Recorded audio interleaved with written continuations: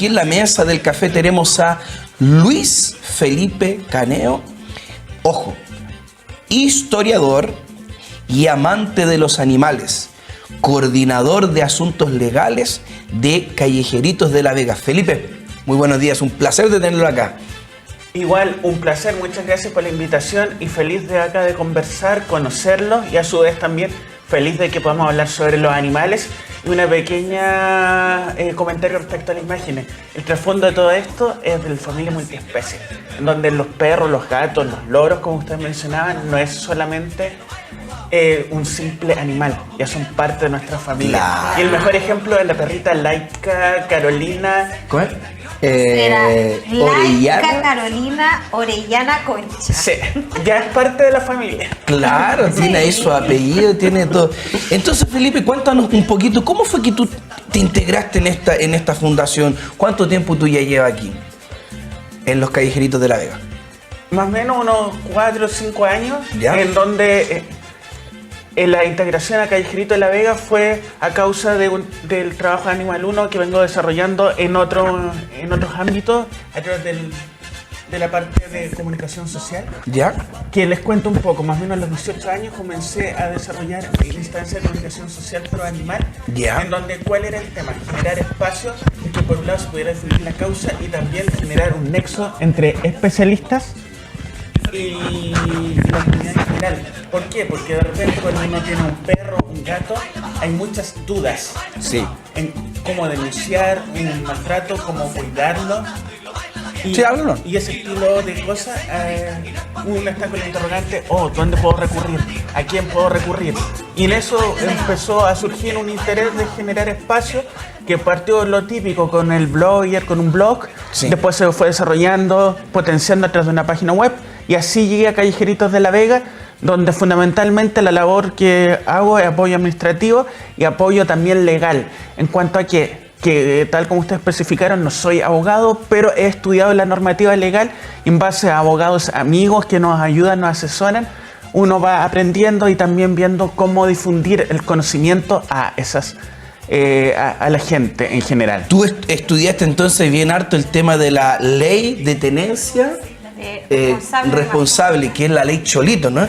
Sí, eso es una de las normativas. Una normativa. Porque para entender todo el contexto tenemos que tomar en cuenta lo siguiente. Ya. El maltrato animal en Chile es delito desde el año 1989. Ya.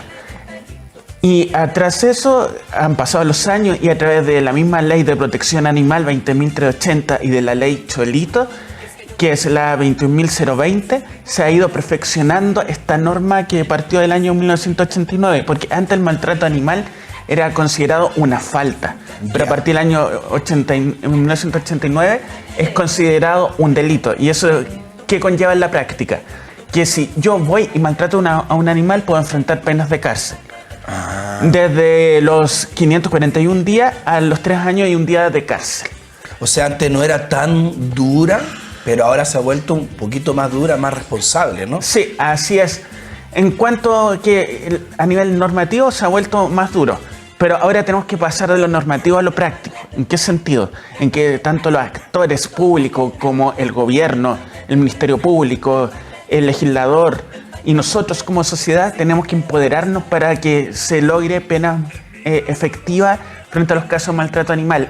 ¿Y cómo es esto? Uno, que el Ministerio Público tenga el interés y la voluntad de investigar a fondo los casos de maltrato animal. Claro. En segunda instancia, que el legislador apoye perfeccionando la norma y nosotros como sociedad, ustedes, el equipo técnico y cada una de las personas que están viendo en este minuto el programa, se animen a estudiar, a comprender, porque nadie le está pidiendo que sean un magíster en Derecho, sino que tengamos toda la voluntad de aprender sobre las normas, porque una ciudadanía empoderada va a ayudar claramente a proteger de mejor manera a nuestros animales. No, igual yo estaba pensando acá que sería bueno que la gente que tiene su perrito, su gatito, sea cual sea su mascota, ella aprenda sobre esta normativa, ¿no? Una normativa de la ley Cholito, o una ley. Son leyes. Son leyes. En donde hay 3 normas principales. Ya. Uno, la que tiene que ver con el artículo 191 bis y ter del Código Penal, Ese es el artículo que tipifica el maltrato animal como delito. Ya. Eso es clave. Después viene la Ley de Protección Animal, que de alguna u otra manera vino a complementar el artículo 291 bis y ter. Entre otros elementos, le agregó, por ejemplo, que a partir del artículo número 12, uno, si conoce un caso de maltrato animal, obviamente a través del fiscal y con un abogado, uno puede solicitar el decomiso de ese animal. Ya. Y ese decomiso, ¿qué conlleva? Que, por ejemplo, el animal es maltratado, va a la policía de investigación o carabineros, requisa el animal y ahí surge un problema. En cuanto a quién se hace cargo del animal. Ahí generalmente nosotros, como sociedad civil, las organizaciones, tratamos de apoyar dentro de lo posible. Porque como mencionaba Magali, son muchas las necesidades, pocas las manos y los recursos son limitados. Claro. Y dentro de este mismo artículo número 12 de la ley 20.380 está la posibilidad que en una instancia posterior, acreditando todos los gastos, el acusado tenga que hacerse responsable, es decir, pagarle a la organización, al depositario provisional, todos los gastos asociados al cuidado y recuperación de ese animal.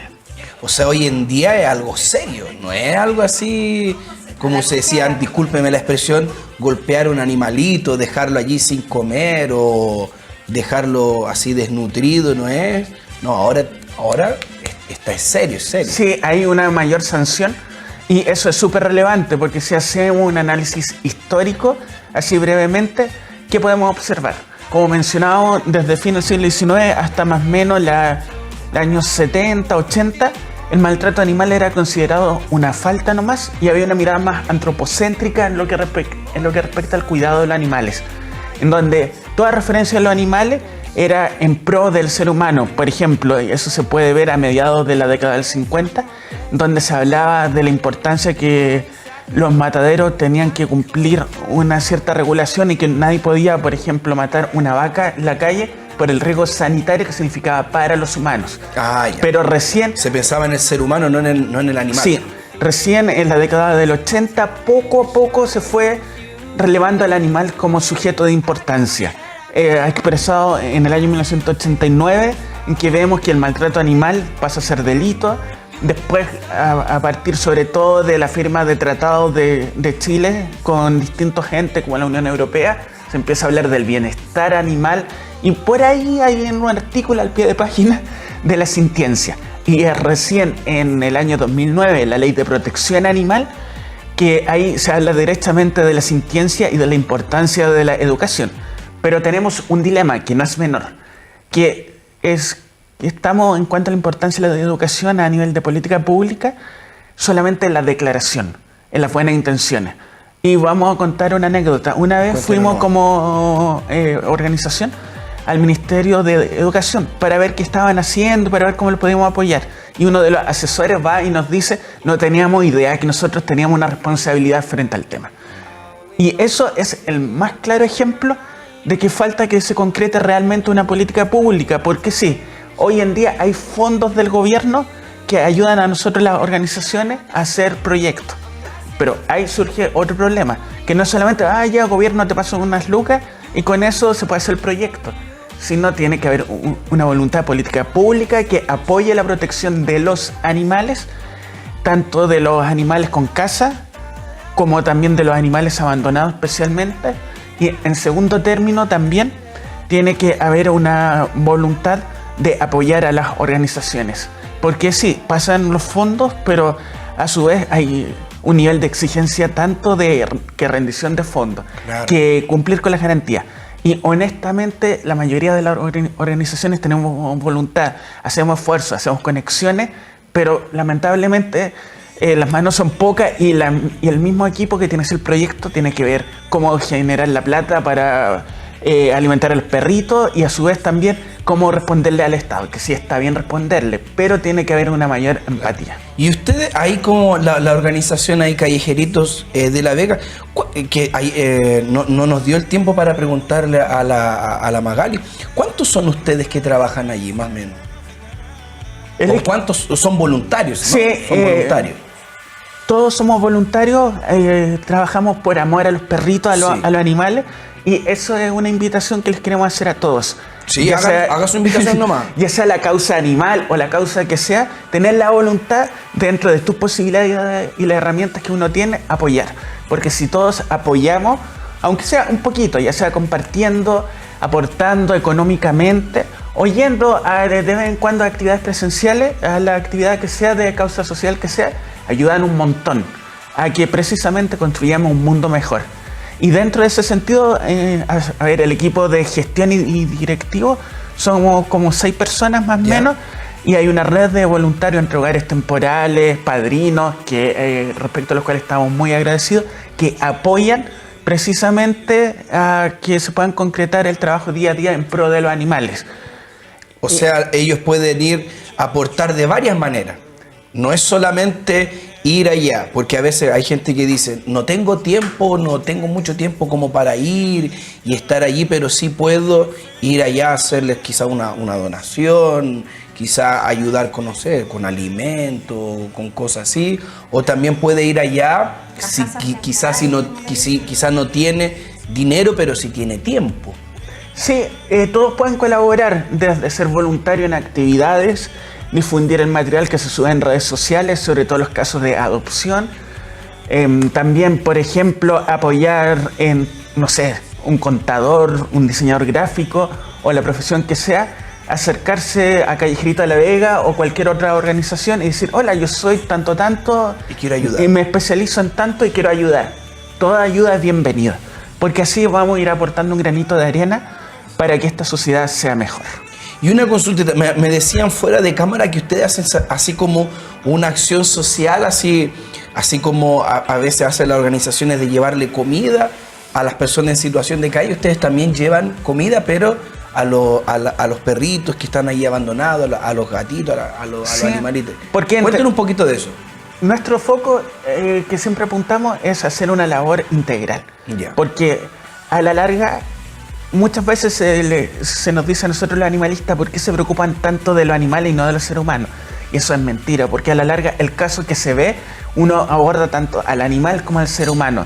Y dentro de esta mirada integral se hacen labores de cuidado respecto a la situación, a gente en situación de calle, en que vamos, conversamos con ellos, vemos cómo apoyarlos y también cómo ir apoyando a sus animales, desde atención veterinaria, proporcionarles comida. Y O sea, ustedes ayudan no solamente a los animalitos, sino que también a las personas. y lo principal es escucharlo, porque muchas veces, ¿qué pasa? Ellos sí necesitan cosas materiales, pero también necesitan una persona que los escuche.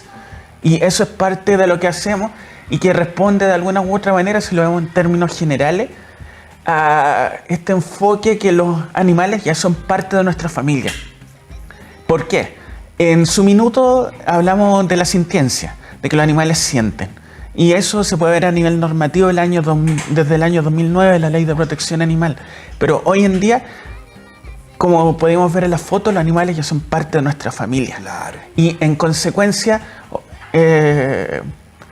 hay que entender la familia en un sentido amplio. No solamente la familia dentro de un hogar, sino también esa familia conformada por un hombre, mujer, niño en situación de calle y los animales. Obviamente hay que cuidarlos, protegerlos. Si vemos situación de maltrato hay que intervenir, pero hay que ir con la mirada de entenderlo y apoyarlo.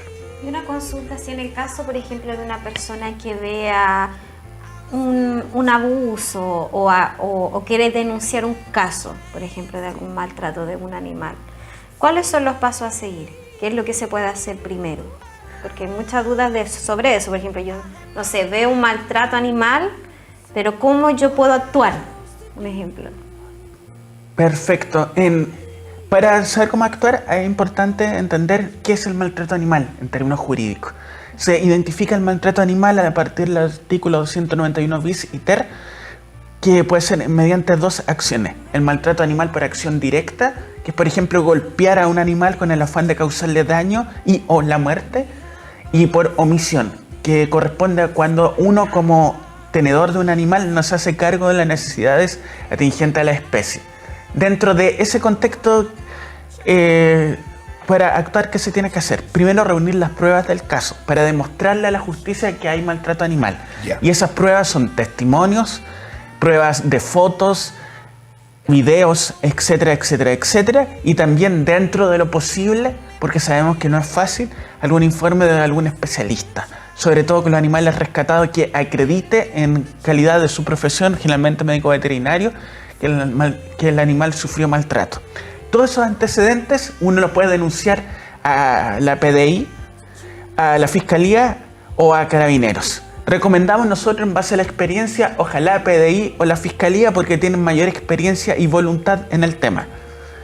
Y ahí es importante puntualizar que estas entidades están obligadas, mandatadas por ley, a recibir la denuncia. Sí. Es el fiscal el encargado de decidir si procede o no la investigación. No es el carabinero, la policía, en cuanto a decidir si procede o no investigarlo. Y tras todo eso, ¿qué puede pasar? El fiscal va a recibir los antecedentes y va a decidir si procede o no una investigación. Si procede, va a investigar la dinámica de los hechos y puede proceder a formalizar o no a la persona, y a su vez también rescatar al animal en base a lo que explicábamos recién. Y ahí surge el dilema de quién se hace cargo del animal, porque el Estado no se hace cargo, que es otro problema de política pública. Y otro punto importante en relación a eso, hay una figura que se llama la flagrancia en el artículo 130 del Código Procesal Penal. La flagrancia es que en un plazo de 12 horas desde que transcurrieron los hechos, la policía en general está obligada a actuar. En consecuencia, por ejemplo, todos han visto el caso que ocurrió en Villa Alemana, región de Valparaíso, en Sí. que un tipo fue y con una onda le disparó a un perrito. Ahí, si hubiesen pillado al tipo en el plazo de 12 horas, Carabineros le podría haber tomado detenido de forma inmediata. Pero lamentablemente Ahora sí tiene que hacer una investigación. llegaron con él después de las 12 horas. Y eso es clave. O sea, si tú conoces un hecho, actúa ya. De inmediato. Sí. Para ponerle un punto final. Sí, y hay otro punto importante, que sí, pueden surgir dudas, o a partir de lo explicado me surgen dudas de esto corresponde a una denuncia, corresponde a una tenencia no responsable, que es otra figura, y dentro de ese contexto lo que nosotros invitamos a que recurran a nosotros o a algunas otras organizaciones animalistas, para informarse más, como ARCA, APLA, por mencionar algunas, que contamos con asesoría jurídica, nos conocemos entre todos, y de alguna u otra manera la idea es apoyar y que los animales no sufran, que el sufrimiento animal no quede impune. Y otro punto importante es colaborar, y que si tú conoces un caso de maltrato animal, sí, da rabia. Es necesario, y creo, obviamente respetando la normativa, la justicia social o la justicia ciudadana, como le llaman algunos. Pero piensa, antes de actuar, de reunir todos los antecedentes, tratar de recurrir a nosotros para ver cómo denunciar antes de ir y publicarlo en redes, porque ahí el maltratador, ¿qué puede hacer? Hacer desaparecer toda la evidencia. Claro. Y eso a la larga va a provocar que la investigación se dificulte mucho, o lo más triste, que el fiscal diga, ¿sabes? No hay antecedentes. Maravilloso, Felipe. Nosotros tenemos que ahora finalizar el segmento. Se nos hizo, pero demasiado rápido. Pero ya va a haber segunda parte de este programa, Sí. Va a haber segunda parte, así que para la otra parte que hagamos un programa especial para mascotas, ya queda invitado, Felipe. Buenísimo, felices. Muchas gracias por la invitación. Invitarlo rápidamente. Sí, dale nomás, tú cabra la 3. A que sigan a Callejeritos de la Vega en las redes sociales. Apoyen a Callejeritos de la Vega. Tenemos 26 perritos rescatados que mes a mes necesitan alimentación, necesitan cuidado, necesitan pago del refugio, y a su vez también los queremos invitar brevemente a que visiten epanews.cl, donde pueden saber toda la actualidad del mundo de la protección animal y medioambiental de tu región, Chile y el mundo.